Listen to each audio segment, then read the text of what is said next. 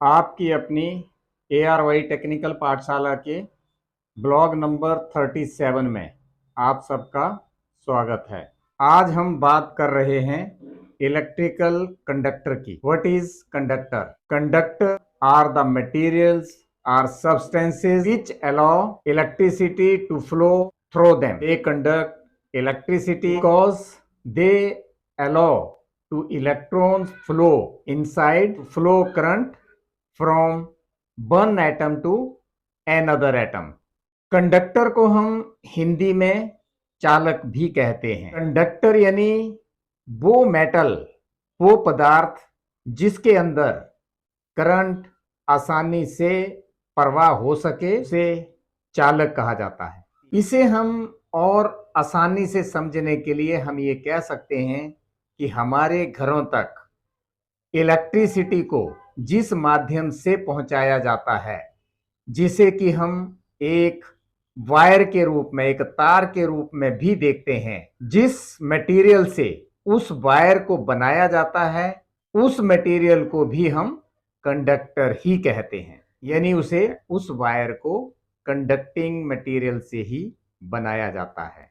Conductor solid, gas या liquid किसी भी फॉर्म में हो सकता है। यदि मैं बात करूं एक अच्छे कंडक्टर की, तो सोना, चांदी ये अपने आप में बहुत अच्छे कंडक्टर माने जाते हैं, लेकिन ये दोनों बहुत ज्यादा महंगे होने की वजह से इन सब का यूज कुछ खास जगहों पर ही किया जाता है। जैसे इलेक्ट्रॉनिक्स इक्विपमेंट के अंदर यूज होने वाले आईसी के अंदर भी सिल्वर और गोल्ड का यूटिलाइज किया जाता है। यानी हम ये कह सकते हैं कि इन दोनों चीजों का, गोल्ड और सिल्वर का यूज कुछ खास जगहों पर ही यूज किया जाता है, जिसे कि हम आगे चलकर डिटेल में पढ़ेंगे। इन दोनों यानी गोल्ड और सिल्वर के बाद नंबर आता है कॉपर, एल्युमिनियम,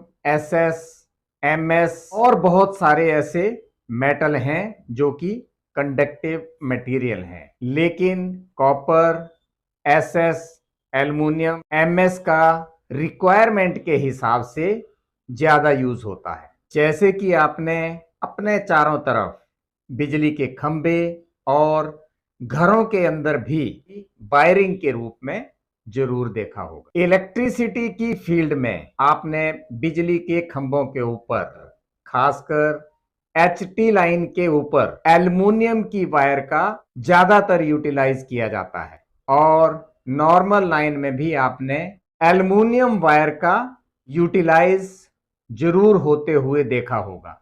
उसका ज्यादा यूज होने का रीजन उसकी सही प्रॉपर्टी होने के साथ साथ वो कॉस्ट वाइज भी मार्केट में आसानी से उपलब्ध है, आसानी से मिल जाता है।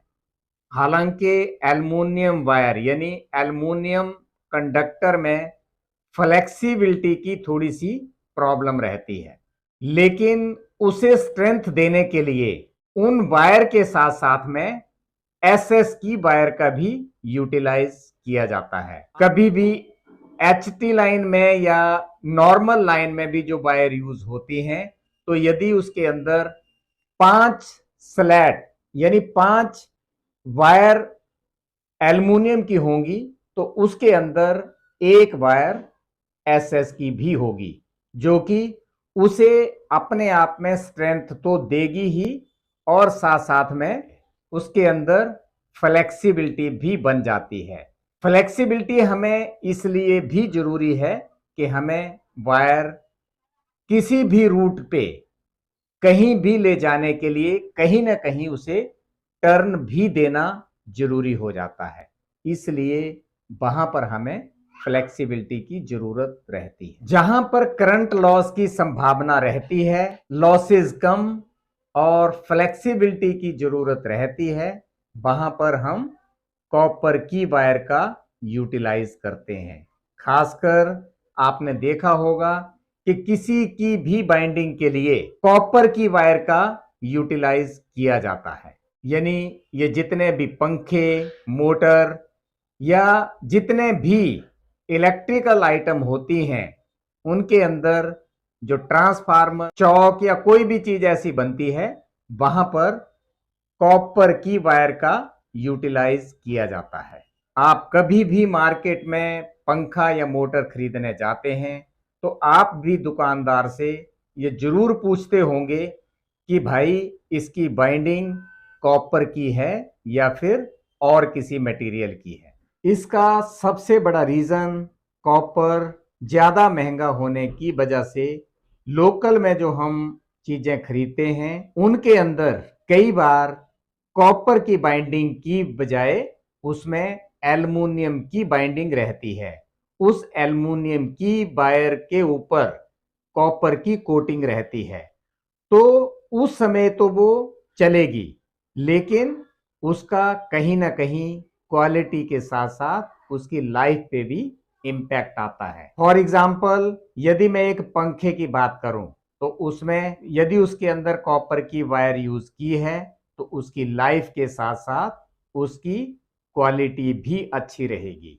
लेकिन यदि वही पंखा एल्युमिनियम की वायर में आता है, यानी कॉपर कोटिंग में आता है, तो उसकी लाइफ के साथ साथ उसकी क्वालिटी में भी पता चल जाता है। वो चलने के टाइम पे भी थोड़ा सा हीट रहेगा, तो जिसकी वजह से वो कहीं ना कहीं पावर कंजप्शन में भी इम्पैक्ट डालेगा, जिसका कि आपके बिल में इम्पैक्ट आएगा। तो हम ये चीज समझ सकते हैं कि यदि कोई चीज हीट होकर के चल रही है, ओवर हीट होकर के चल रही है, तो उसमें बिजली का कंजप्शन भी होता है। और यदि वो एक लिमिट से ज्यादा यदि गर्म होती है तो वो कहीं ना कहीं उसके डैमेज होने के भी चांस होते हैं। अब हम यहां पर ये समझने की कोशिश करेंगे कि एक अच्छे कंडक्टर का क्या पैमाना है, हम उसको कैसे मेजर कर सकते हैं कि ये अच्छा कंडक्टर है। यानी ये हम कैसे मान सकते हैं, हम ये कैसे समझ सकते हैं कि ये अच्छा या बुरा कंडक्टर है। तो जैसे कि हमने पहले किसी मेटल के एटम के एटॉमिक स्ट्रक्चर के बारे में पढ़ा था कि हर मेटल के एटम का अपना एक एटॉमिक स्ट्रक्चर होता है। जिस एटम के एटॉमिक स्ट्रक्चर में फ्री इलेक्ट्रॉन्स की मात्रा ज्यादा रहती है, यानी वो फ्री इलेक्ट्रॉन्स आसानी से बिना किसी रुकावट से इधर उधर मूव कर पाते हैं, एक एटम से दूसरे एटम में मूव कर लेते हैं, वो कंडक्टर सबसे अच्छा कंडक्टर माना जाता है। वो मटेरियल सबसे अच्छा कंडक्टर माना जाता है, यानी उसमें करंट फ्लो आसानी से होता है, उसमें लॉसेस बहुत कम होते हैं, करंट फ्लो आसानी से होता है। जो हम इनपुट में सप्लाई या सिग्नल देते हैं वो हमें उसी रेशो में आउटपुट में भी वो सिग्नल पूरी तरह से बिना किसी लॉस के पूरे का पूरा सिग्नल या सप्लाई मिल जाता है, वो अच्छा कंडक्टर माना जाता है। मेटल के साथ साथ कंडक्टर लिक्विड और गैस में भी पाए जाते हैं। लिक्विड कंडक्टर में mercury acid solution, sulphuric acid, base solution और साल्ट सॉल्यूशन, ये सब लिक्विड कंडक्टर में आते हैं। ये सब लिक्विड कंडक्टर में गिने जाते हैं, जिनका रिक्वायरमेंट के हिसाब से अलग अलग प्रोसेस के लिए यूटिलाइज किया जाता है। ऐसे ही यदि मैं बात करूं गैस कंडक्टर की, तो carbon is the only gas when solidified that can conduct electricity. इसके साथ ही और बहुत सारे लिक्विड, गैस और मेटल में भी बहुत सारे ऐसे मटेरियल हैं जिनके अंदर कंडक्टर के गुण पाए जाते हैं। जैसे पानी के अंदर में भी कंडक्टर के गुण पाए जाते हैं। अभी तो आपने देखा होगा कि बरसात के टाइम पर करंट लगने की संभावना बहुत ज्यादा बन जाती है, बहुत ज्यादा रहती है। रीजन इलेक्ट्रिसिटी का कहीं से भी कोई पाथ बन जाता है, यानी वो पानी कहीं से भी किसी नंगी वायर के कांटेक्ट में आ जाता है, तो उस पानी के अंदर भी करंट फ्लो होने लगता है। और गलती से भी कोई इंसान या कोई जानवर उस पानी के संपर्क में आता है तो उसे करंट लगना स्वाभाविक है। रीजन कि हमारे अंदर जो ब्लड है वो भी अपने आप में कंडक्टर है, यानी उसके अंदर भी कंडक्टर के गुण पाए जाते हैं। तो हम जैसे ही उस पानी के अंदर आएंगे तो हमारी बॉडी में से भी वो करंट फ्लो होने की कोशिश करेगा।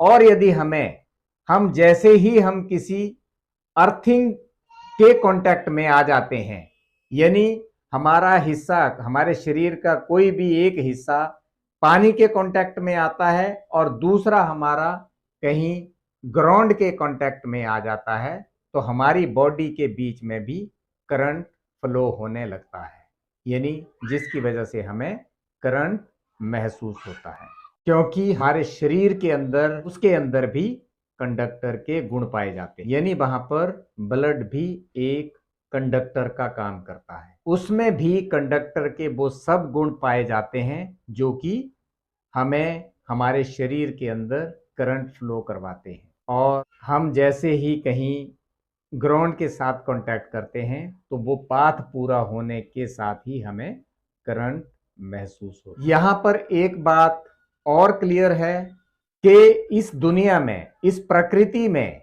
चाहे कोई भी चीज हो, वो सॉलिड में, गैस में या फिर लिक्विड में भी हो सकती है, हर चीज की अपनी एक प्रॉपर्टी होती है जिसके अंदर उसमें पॉजिटिविटी के साथ साथ उसकी अपनी कुछ नेगेटिविटी भी रहती है।